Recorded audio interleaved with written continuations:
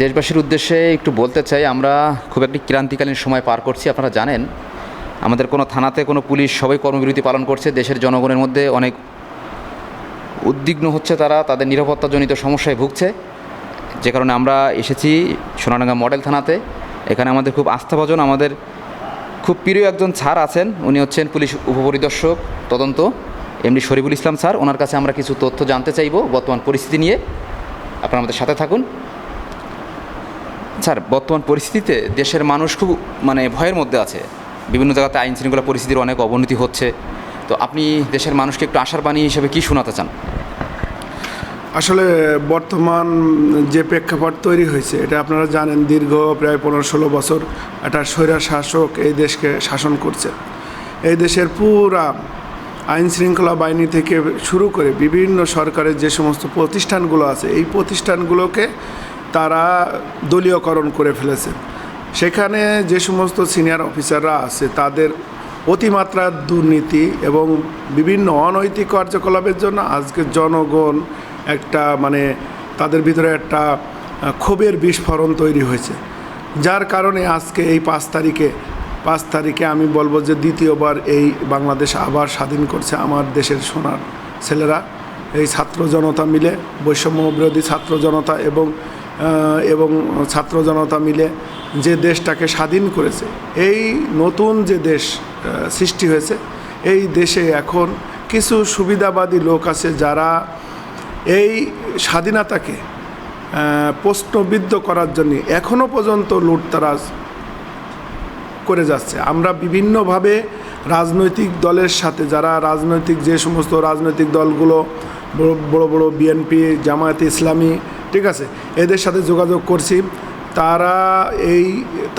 তারা আমাদেরকে নিশ্চিত করেছে তাদের কোনো নেতাকর্মী বা তাদের কোনো এই ধরনের নির্দেশনা নেই যে কারোর উপর হামলা চালাবে বা চালাবে। আমি যে জিনিসটা মনে করি যে এই হামলাকারীরা এখনও পর্যন্ত ওই যে স্বৈরা শাসকের যে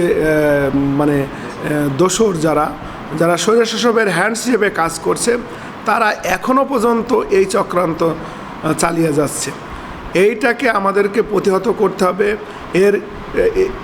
তারা আমরা এই যে বাইরে এখনও পর্যন্ত ডিউটিতে যাইতে পারি নাই, কারণ বিভিন্নভাবে বিচ্ছিন্নভাবে পুলিশকে দেখলেই আক্রমণ করা হচ্ছে। এটা আমি মনে করব যে একটা পরিকল্পনার অংশও হইতে পারে। আবার এই 15 বছরে যেভাবে এই আমাদের সিনিয়র অফিসাররা যেভাবে আমাদেরকে পরিচালনা করছে, এর বহিঃপ্রকাশও হইতে পারে, ঠিক আছে। এখানে একটা কথা না বললেই নয়, আমাদের এই পুলিশ ডিপার্টমেন্টটা একটা বড় ধরনের সংস্করণ দরকার, ঠিক আছে। এখানে জুনিয়র যে আমরা ইন্সপেক্টর টু ডাউনওয়ার্ড যারা আমরা কর্মরত আছি, তাদের প্রমোশন বা আদার্স সুযোগ সুবিধা কিন্তু খুব একটা নাই। আমরা কিন্তু সিনিয়র অফিসারদের সবসময় তাদের হুকুম পালন করে আসছি, তারা যেভাবে কাজ করতে বলছে সেভাবে কাজ করছি। অনেক সময় দেখা যাচ্ছে যে কিছু অফিসার আছে তাদের নিজেদের সুবিধার জন্য কাজ করছে, কিছু আছে যে অত্যন্ত কি বলবো যে খুবই শক্তভাবে বিভিন্নভাবে ভয় দেখিয়ে, ঠিক আছে, চাকরি-চ্যুতির ভয় দেখিয়ে তাদের দিয়ে এই ধরনের কাজগুলো করানো হয়েছে। এইখানে যে জিনিসটা উল্লেখযোগ্য সেই জিনিসটা আমি মনে করি যে বিসিএস ক্যাডার এত পরিমাণে আমাদের পুলিশ ডিপার্টমেন্টে ঢোকানো হয়েছে। এই বিসিএস ক্যাডার, এবং আপনি খোঁজ নিয়ে জানতে পারবেন, বিসিএস ক্যাডার এবং নন বিসিএস ক্যাডার দুইটা গ্রুপ হয়ে গেছে। এবং আমি মনে করি যে একটা হচ্ছে যে নমশুদ্ধ গ্রুপ আর একটা হচ্ছে কায়স্থ গ্রুপ, ঠিক আছে।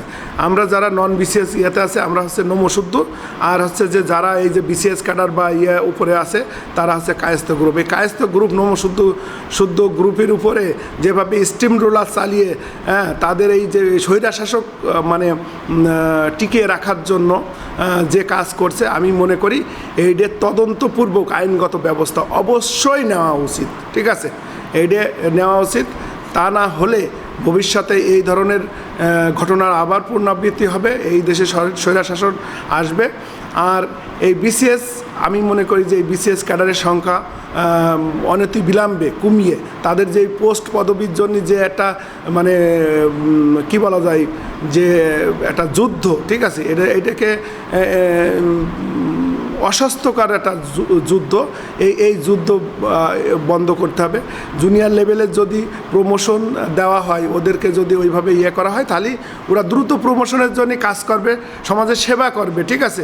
তাহলে তাদের ভিতরে একটা থাকবে যে না, আমি দুর্নীতি করব না বা আমি কোনো অনৈতিক কাজের সাথে মেলবো না, আমার প্রমোশন আছে, আমার ভবিষ্যৎ আছে। তারা কিন্তু একটা জিনিস চিন্তা করে যে আমার আর ভবিষ্যৎ নেই, সো আমি যেভাবেই হোক টাকা পয়সা কিছু ইনকাম করে এই সাথে হাত মিলাই, এই দোসরদের সাথে হাত মিলে এই কাজগুলো করি। এখন আসলে জনগণ খুবই দুর্বিষহ জীবনযাপন করছে। আমরা শুনতে পাচ্ছি আশেপাশে যে আছে ডাকাত রাত্রে 12টা 1টা 2টা 3টার দিকে ডাকাতিয়া। আমি বিভিন্ন আছে যে রাজনৈতিক নেতাদের সাথে কথা বলছি, তাদেরকে বলছি যে আপনারা একটু পাহারা দেবেন, আমরা যেহেতু বের হতে পারছি না, আপনারা একটু পাহারা দেবেন। ওরা রাজনৈতিক ছাত্র দলের ছেলেপেলে অনেকেই আসে আমার সাথে কথা বলছে, গতকালকেও আসছিল। ওরা 8-10টা মোটরসাইকেল নিয়ে বিভিন্ন জায়গায় পাহারা দিচ্ছে। তারপরে এই যে জামাত ইসলামের যে সমস্ত জামাত শিবিরের যে সমস্ত ছেলেরা আছে, বিভিন্ন ধর্মীয় প্রতিষ্ঠানের যে সমস্ত আমরা ধর্মপ্রাণ মুসলমানরা আছি, তারাই কিন্তু এই ছোট ছোট বাচ্চারা যে মন্দির বা সংখ্যালঘুদের বাড়ি ঘরদোর পাহারা দিচ্ছে। ইনশাল্লাহ ছোটোখাটো ওই যে ঘটনা বাদে আমাদের এখানে বিচ্ছিন্ন কোনো বড় ওই ধরনের ঘটনা এখনও ঘটেনি। আমরা এটা বাইরে না গেলেও আমি বিভিন্ন লোকের সাথে যোগাযোগ করে, বিভিন্ন রাজনৈতিক নেতাদের সাথে যোগাযোগ করে এই পরিস্থিতি নিয়ন্ত্রণ করার চেষ্টা করছি। আমাদের যে অফিসার ফোর্সরা আছে তারা অত্যন্ত মনোবলহীনতায় ভুগছে।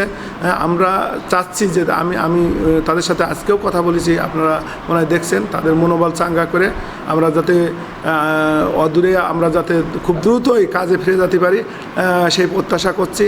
আর আমাদের যে 11 দফা দাবি, আমি বলবো যে সরকার যেন এডের যে নতুন সরকার অন্তর্বর্তীকালীন যে সরকার গঠিত হয়েছে, যেন আমাদের এই দাবি দাবাগুলো খুব আন্তরিকতার সাথে বিবেচনা করে। কারণ পুলিশ হচ্ছে জনগণের বন্ধু হিসেবে কাজ করবে, কিন্তু এইটি এতদিন মুখে বলা হয়েছে। আমরা চাই যে জনগণের বন্ধু হিসেবে কাজ করতে, আমি দৃঢ়তার সাথে বলতে চাই, ঠিক আছে, যে আমি জনগণের বন্ধু হিসেবে কাজ করতে চাই। সব পুলিশই জনগণের বন্ধু হিসেবে কাজ করতে চাই। হ্যাঁ, তা আমাদের এই দাবিগুলো যথাযথভাবে আছে যে বিবেচনা করা হোক, বিবেচনা করে আমাদের যাতে জনগণে আমরা বন্ধু হিসেবে শত্রুতে যাতে না পরিণত হয়, এই ধরনের কাঠামোগত পরিবর্তন আমি আশা করছি আপনাদের মাধ্যমে। ধন্যবাদ। অনেক অনেক ধন্যবাদ স্যার, আপনাকে অনেক গুরুত্বপূর্ণ মতবাদ মানুষকে বলার জন্য, আপনার পুলিশ বাহিনীকে জানানোর জন্য। তো এইখানে একটা প্রশ্ন স্যার আমরা দেখছি উঠছে, অনেক সোশ্যাল মিডিয়াতে এই প্রশ্নগুলো আসছে। অনেকে চাচ্ছে যে পুলিশের পোশাকটা পরিবর্তন করা হোক। এই পোশাকের সাথে মানুষের অনেক ঘৃণা জন্মে গেছে। নতুনভাবে নিয়ে আসলে পুলিশটা একটা উজ্জীবিত পুলিশ আমরা পাবো, মনোবলও চাঙ্গা হবে অনেকটা। এই ব্যাপারে একটু আপনি কী বলতে চান?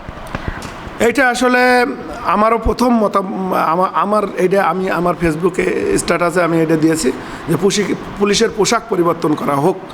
হ্যাঁ, কারণ এই পোশাক আর আসলে এই কী বলা যায়, এটা কুলসিত পোশাক আমরাও পরতে চাই না। এই পোশাক পরিবর্তন করা হোক, যাতে আমরা নতুন পোশাক পরে নতুন উদ্যমে নতুনভাবে জনগণের সামনে পৌঁছাতে পারি।